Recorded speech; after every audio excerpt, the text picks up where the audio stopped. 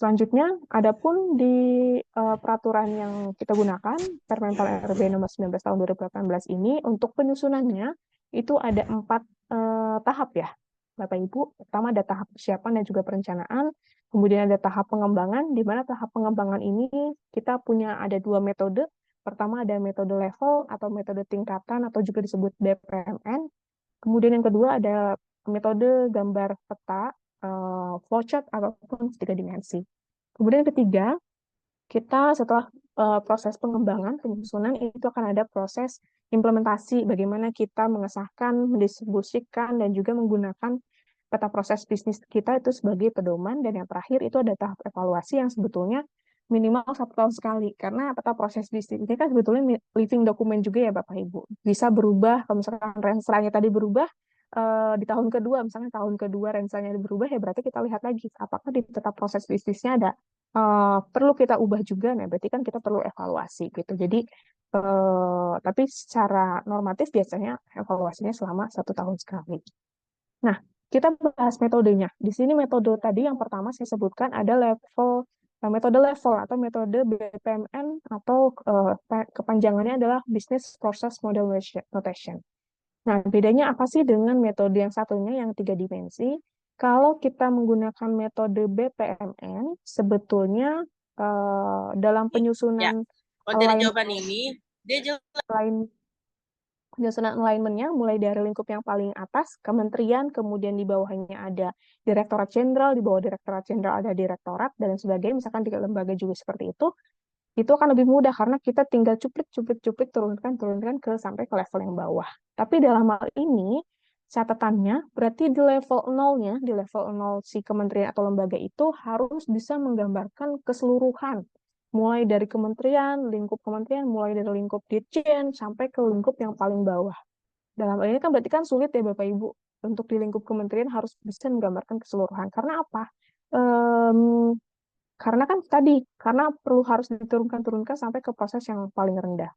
Dan juga ketika apabila dari level nolnya, fondasinya sifatnya udah ada perubahan, berarti level 1 dan level yang lainnya ikutan rontok, ikutan berubah juga gitu. Jadi kita sebutnya di sini dependen gitu, bergantung. Ibaratnya kayak ada seorang bayi yang bergantung dengan ibunya gitu. Nggak bisa nih kalau misalkan nggak ada ibunya gitu. Jadi harus mengikuti dari level yang nol gitu. Itu kelemahan dari metode BPMN. Dan kelemahan ini bisa diakomodasi dengan metode yang kedua, yaitu metode flowchart. Di mana di metode flowchart itu kita sebutannya interdependen. Kayak tadi di lingkup ketiga itu ada peta proses bisnis untuk lingkup kementerian atau lembaga. Kemudian di lingkup 4 adalah lingkup peta proses bisnis yang ada di bawah kementerian. Ada Direktorat Jenderal ataupun mungkin bagian-bagian di bawah lembaga tadi. Ketika misalkan di lingkup tiganya berubah, contoh misalkan BKN punya apa namanya BKN punya peta proses bisnis, kemudian ada perubahan peta proses bisnisnya.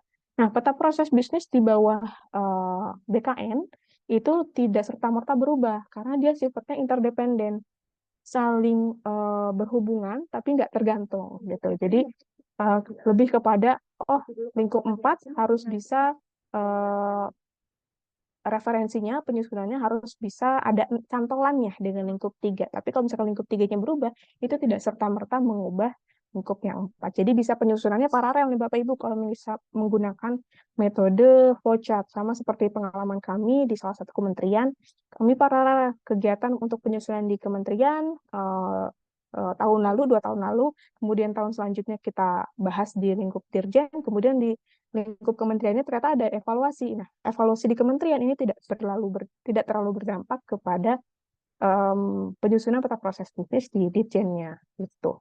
Adapun untuk outputnya, untuk metode flowchart di sini ada 3 dimensi ya. Di dimensi pertama kita bicara kaitannya proses dengan proses gitu, kaitannya kegiatan dengan kegiatan. Itu ada outputnya, ada peta proses dan juga peta subproses. Jadi tadi saya bilang ini seperti kita bagaimana memfolderkan pekerjaan kita gitu. Ada folder dan di dalamnya ada subfolder. Jadi contoh misalkan BKN bikin probis, ada proses terkait bagaimana apa namanya proses pengadaan ASN gitu ya, proses pengadaan ASN. Proses pengadaan itu kan besar ya aktivitasnya, prosesnya. Di dalamnya apa? Mungkin ada perencanaan dulu, kemudian juga ada proses yang lainnya gitu kan. Jadi lebih kepada bagaimana kita pengompokan folder-foldernya. Kemudian yang kedua, itu ada peta relasi atau relation map yang menggambarkan proses dengan stakeholder. Tadi misalkan proses pengadaan itu nanti di BKN, stakeholdernya siapa? Apakah unit apa, A, B, C, dan seterusnya. Jadi kita bisa lihat keterlibatannya di siapa aja. Dan di dimensi ketiga, itu ada lebih rigid lagi, namanya sequence of activity. Yang kaitannya dengan stakeholder, outputnya ada berupa cross-functional map atau CFM atau disebut juga bahasa Indonesia peta lintas fungsi. Nah, sequence of activity ini kan sebetulnya Bapak Ibu sudah familiar barangkali ya dengan dokumen SOP ya. Kalau di SOP kan kita bicara bagaimana siapa melakukan apa, bagaimana melakukannya, kemudian syarat ketentuannya apa, kemudian mutu bakunya seperti apa. Sedangkan kalau di cross functional map kita bicaranya lebih major, kita bicaranya tidak teknis, kita bicara hal-hal yang lebih krusial dan hanya menggambarkan siapa melakukan apa dan kaitannya dengan proses-proses yang lainnya. Jadi itu output-output yang kita hasilkan ketika kita menyusun peta proses bisnis menggunakan metode flowchart. Nah, ini contohnya peta proses bisnis yang sudah lengkap ya. Misalkan ketika kita sudah menghasilkan keseluruhan tadi yang ada di 3 dimensi tadi, kita bisa menggambarkan hubungannya antara proses satu dan juga proses lainnya. Contoh ya di sini, peta proses bisnis yang Sekretariat Jenderal DPD RI. Di mana di DPD 1 ini ada pengelolaan fungsi. Ternyata di sini ada inputan nih, arah panah dari DPD 02 terkait pengelolaan fungsi representasi. Apa bahasanya? Oh, berarti di proses 02 itu ada output terkait alat kelengkapan yang digunakan untuk di proses pengelolaan fungsi legislasi.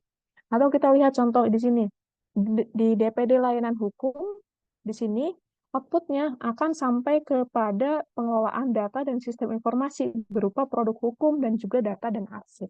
Gitu. Jadi kalau misalkan kita sudah menyusun peta proses bisnis secara lengkap, kita bisa melihat keterhubungannya proses satu dengan proses lainnya. Gitu.